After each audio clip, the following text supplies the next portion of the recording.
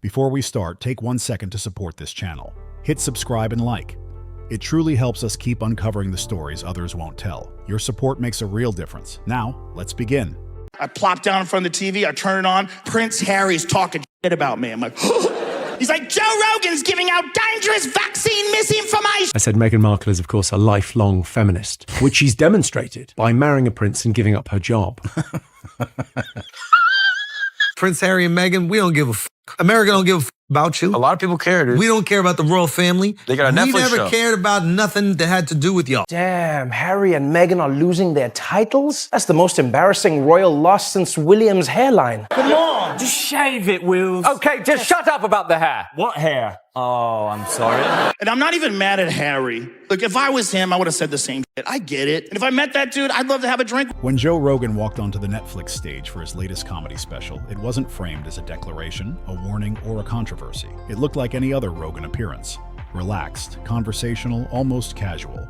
But what followed quickly grew into something much bigger than a standard stand-up routine. That's what I'm talking about. This shit means something to me. What Rogan delivered wasn't just humor aimed at Meghan Markle and Prince Harry. It functioned more like a cultural judgment, spoken plainly and without ceremony on one of the most scrutinized couples in the world. And the reason it landed so hard had less to do with punchlines and more to do with context. To understand why Rogan's commentary hit the way it did, you have to look at 3 overlapping layers. First, the very personal history between Rogan and Prince Harry. Second, the growing chorus of elite comedians who have independently reached the same conclusions about the Sussexes. And third, the consistent behavioral patterns that have made the couple an increasingly easy target for satire. One time, I just woke up, I'm in my underwear, I plop down in front of the TV, I turn it on. The moment I turn it on, Prince Harry's talking shit about me. I'm like, What made Rogan's special stand out wasn't volume or aggression. It was restraint. He didn't rush to provoke outrage. Instead, he let the audience follow his reasoning, step by step, until the conclusions felt unavoidable. do you know how f***ing weird it is when a prince knows your name? He's like, Joe Rogan's giving out dangerous vaccine misinformation. Then, in one moment that stunned even people familiar with his style, Rogan drifted into territory so uncomfortable and conspiratorial that the room noticeably shifted. First thought was, did I?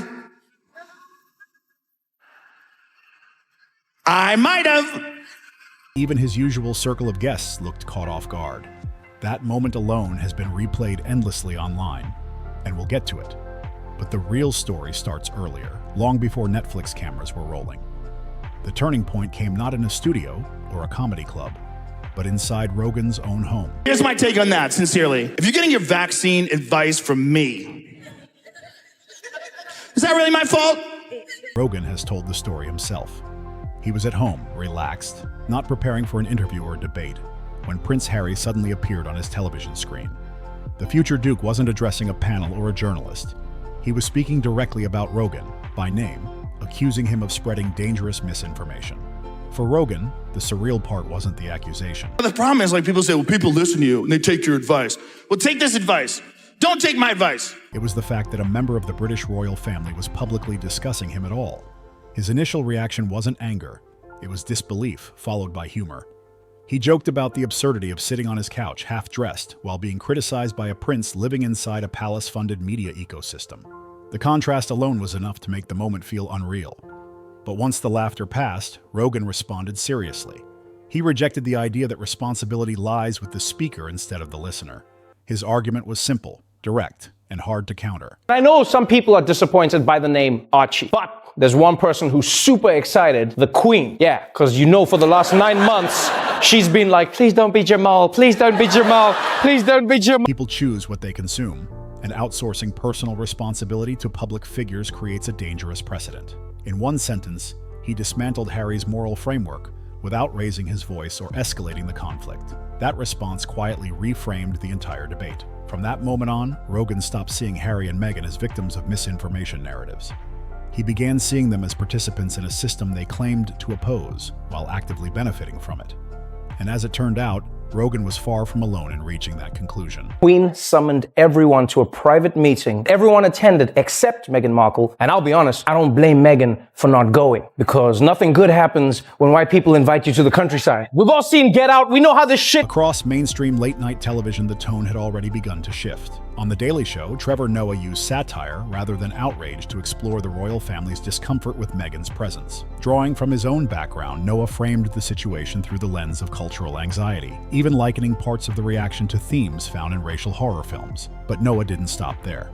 His sharpest jokes were aimed at Harry himself, portraying him not as a revolutionary exile, but as a displaced royal scrambling to secure relevance. I understand, Meghan was everything people didn't want in the royal family. She's black, she's from the middle class, she's a divorcee, and worst of all, she said the American version of The Office is way... Including the now infamous joke about Harry awkwardly chasing a voiceover opportunity for Meghan from a Disney executive. Where Noah focused on politics and symbolism, Conan O'Brien took a different approach entirely.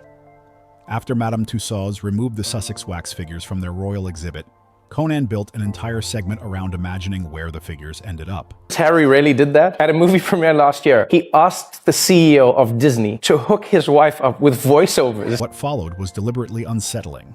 A fictional museum worker with an inappropriate emotional attachment to the wax statues, played for laughs but layered with discomfort. The joke landed because it reflected something deeper. The Sussexes had crossed into parody territory. Their public image had shifted from protected to playable. And that's the key point. By this stage, late-night comedy had made an unspoken decision. It's like, my wife actually does a pretty good Timon. You should hear her. Come on, baby, do the thing. Hakuna Matata, do the thing. Nothing about their public lives was off-limits anymore. But while network television danced around the edges, Joe Rogan was about to go much further than anyone else dared. He wasn't interested in clever metaphors or polished satire. He stepped into darker, more speculative territory, and did it without apologizing.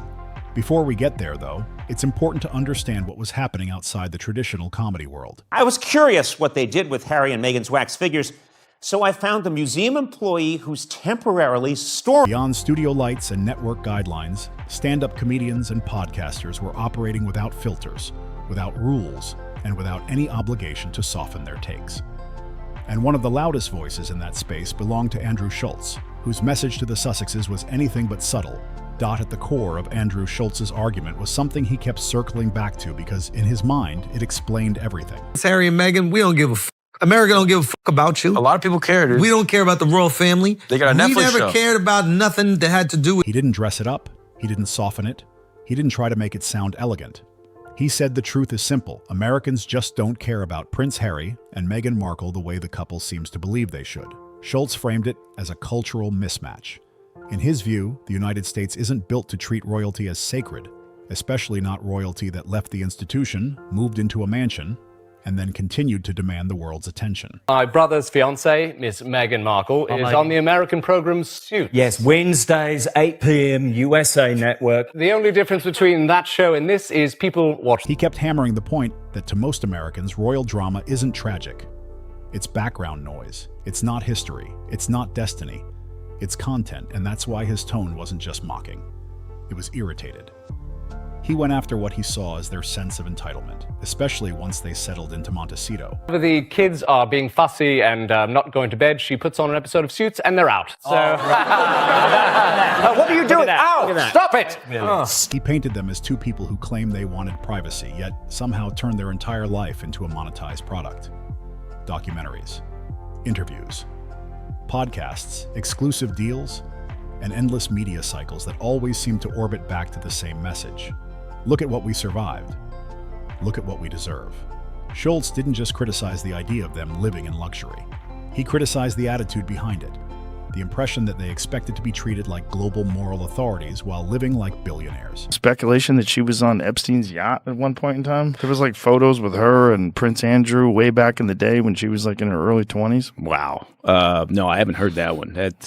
He pointed at the security complaints, the spending, the constant rebranding, and the tone of grievance that never seemed to stop. His framing was blunt. If you truly want peace, you don't sell your pain like a subscription service. But while Schultz's criticism was rooted in their presence in America and how they play to an American audience, other voices in the podcast and stand-up space aimed their fire in different directions. Tim Dillon, for example, didn't build his takedown around geopolitics or cultural relevance. he went straight for persona. His attacks weren't about the monarchy as a system, they were about Meghan as a character in the modern media ecosystem. Dylan's style is to turn people into symbols, and when he talked about Meghan, he framed her as the perfect symbol of contemporary celebrity. Curated authenticity, polished victimhood, and a constant hunger to control the emotional narrative. He delivered one line in particular that a lot of people described as savage, even by his standards. The kind of line that doesn't just roast, it detonates. The reason it hit so hard wasn't only because it was harsh, it's because it landed on a suspicion many critics already had, that Meghan's public image is less about who she is and more about what she's trying to position herself as in each moment. Then you had the British side of the comedy world, which tends to be colder, sharper, and far less sentimental about royal branding.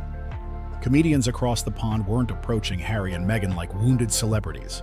They were approaching them like a contradiction that keeps begging to be mocked. Jimmy Carr delivered his own brutal one-liner. Not about the palace, not about tabloids, not about trauma, but about Meghan's claims of feminism and empowerment. Carr's style is to reduce hypocrisy to one clean punch, and that's exactly what he did.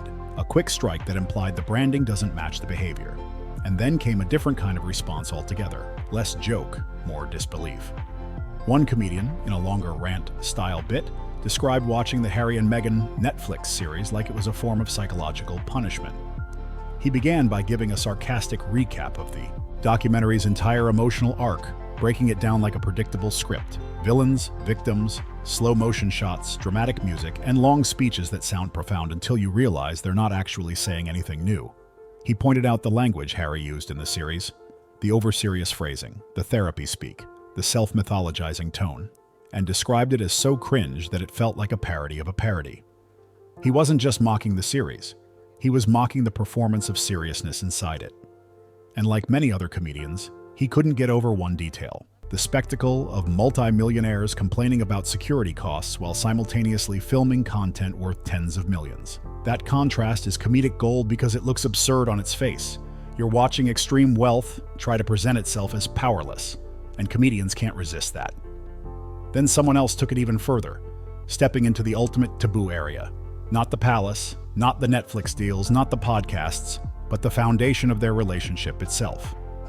The bit voiced out loud the thought that many critics only imply, that the relationship's public narrative often feels less like romance and more like strategy, less like love and more like a brand merger. That was the tone coming from the Unfiltered podcast and stand-up world. Raw, angry, and unconcerned with politeness. But here's where the story shifts. Because the mockery didn't stay on comedy stages. It spread into the bloodstream of pop culture. And once that happens, once you stop being treated like a serious public figure and start being treated like a recurring joke, your reputation enters a different kind of prison. When Saturday Night Live turns your private life into a repeating sketch, you're no longer controlling the narrative. You're a character now, and the writers can do whatever they want with you. One of SNL's favorite angles was Meghan's acting career on Suits. The show was repeatedly framed as something most people hadn't watched, hadn't cared about, and only learned existed after Meghan married into royalty. They joked that it was so forgettable it could function as a sleep aid. Not because that's objectively true, but because comedy doesn't care about fairness, it cares about what the audience already believes. And the parody didn't stop there. Online creators began mocking Meghan's newer Netflix content, including her lifestyle branding. In one parody-style moment that went viral, a celebrity guest repeatedly referred to her as Meghan Markle, prompting that awkward correction. It's Sussex now. That tiny exchange became symbolic. The idea that she's constantly trying to enforce identity in a way that doesn't feel natural. Creators also leaned into another running theme, the name-dropping.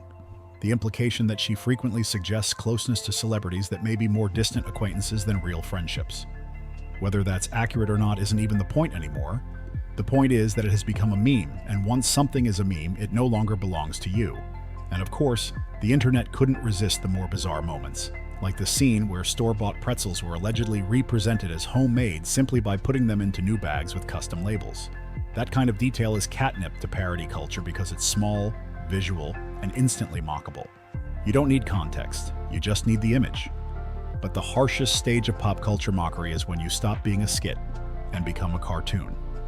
Animated shows like Family Guy turned the Sussexes into shorthand for a very specific idea, getting paid enormous sums for doing almost nothing, floating from deal to deal, project to project, always announcing something big, always being in development, always promising impact, but rarely delivering anything that matches the hype. They also mocked the endless stream of sponsored-looking moments, random product tie-ins, brand associations, and PR-style appearances that make the couple look hungry for cash rather than driven by mission.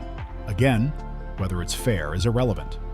Comedy runs on perception, and this perception has become widespread. Over in the UK, Spitting Image went even harder because that show thrives on brutality. It highlighted what it framed as the couple's hypocrisy, demanding privacy while living close to the world's most famous media figures, acting like victims while intentionally staying in the spotlight. And in their depiction, Harry was presented as someone who pretends he's free of royal rules, only for Meghan to shut that fantasy down, making it clear who's really steering. So from late-night monologues to influencer parodies to cartoons and puppets, the message was the same. They weren't just disliked in certain corners anymore. They had become a permanent running gag. And that's what makes what happens next feel so much bigger. Because all of this cultural mockery was basically the warm-up, the opening act, the background noise. Now it's time to get to the part we promised. The moment Joe Rogan stopped playing within the normal boundaries of celebrity roast culture and stepped into the darker speculation that made even his guests go quiet. That is an astonishing thing to put into the world. Not whispered on a fringe forum, not printed in a tabloid people can dismiss as trash, but spoken openly on the largest podcast platform on the planet.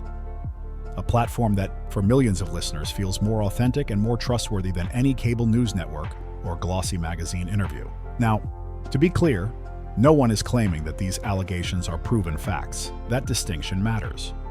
What is true, however, is that the yacht photos from Meghan's so-called yacht years do exist. They circulate widely online. They are real images repeatedly shared, showing her in close proximity to extremely powerful men in ultra-elite environments. And the uncomfortable question isn't whether the photos exist, it's why the mainstream media refuses to even acknowledge them. Is it simply fear of defamation lawsuits? Or is it something more complicated? The possibility that pulling on this thread would implicate too many influential people in Hollywood, London, and beyond? That silence has created space for speculation to grow unchecked, and once speculation takes root, it doesn't stay polite or restrained. This taps directly into a long-standing belief many people already hold about Hollywood, that climbing to the top often requires moral compromises, unspoken deals, and access to shadowy social ecosystems where power operates without transparency. In that context, some viewers have begun placing Meghan into a broader narrative they had already distrust, not because the evidence is conclusive, but because the official story no longer feels complete. That's the danger zone. Because when a public figure's narrative becomes riddled with inconsistencies, the absence of clarity doesn't result in neutrality. It creates a vacuum. And vacuums don't stay empty. They get filled with the darkest possible interpretations, especially online. Joe Rogan didn't invent those theories. He didn't even fully endorse them. What he did was far more disruptive. He acknowledged them out loud. He validated that they exist, that people are asking these questions, and that the silence surrounding them is suspicious. In doing so, he shattered the final protective barrier, the assumption that certain topics are simply off-limits. That moment wasn't just a joke. It was a cultural signal. It told millions of listeners that the fairy tale narrative had collapsed so completely that even the most explosive speculation now felt plausible to a large audience. And that brings us to the real takeaway. Joe Rogan's commentary wasn't devastating because it was cruel. It was devastating because it landed at a moment when public trust was already gone. His final speculation didn't create the collapse, it confirmed it. In a different era, a carefully managed interview, a sympathetic journalist, or a polished PR campaign could have reset the narrative. That era is over. In the new media landscape, authenticity isn't measured by production value or emotional music. It's measured by whether people believe you. And once that belief is lost, the fallout becomes uncontrollable. The relentless mockery from comedians like Trevor Noah, Jimmy Carr, Andrew Schultz, and others didn't cause the reputational damage. It reflected it. Comedy is a mirror, not a weapon. When the jokes keep coming from every direction, it's because the audience already agrees with the punchline. And what follows the laughter is always worse. Once trust collapses, speculation replaces reason. Once speculation spreads, conspiracy becomes normalized. At that point, no amount of denial feels convincing and no silence feels dignified. Everything becomes evidence to those already skeptical. That's the real consequence of this moment. Not embarrassment, not bad press, but permanent association. From now on, Meghan and Harry's names will be linked in search results, comment sections, and cultural memory. to theories they may never be able to fully escape, regardless of whether those theories are fair, accurate, or provable. So the final question isn't whether the jokes went too far. The question is this: after being dismantled by the world's most influential comedians, and after having the darkest possible speculation spoken aloud by the biggest voice in modern media, is there any path back? Can public trust ever be rebuilt once disbelief hardens into suspicion? Or are we witnessing a completely new kind of exile? Not from institutions or platforms, but from credibility itself. If this story made you think, make sure to like the video, subscribe for more deep dives like this, and drop your thoughts in the comments below, because this conversation is far from over and your voice matters.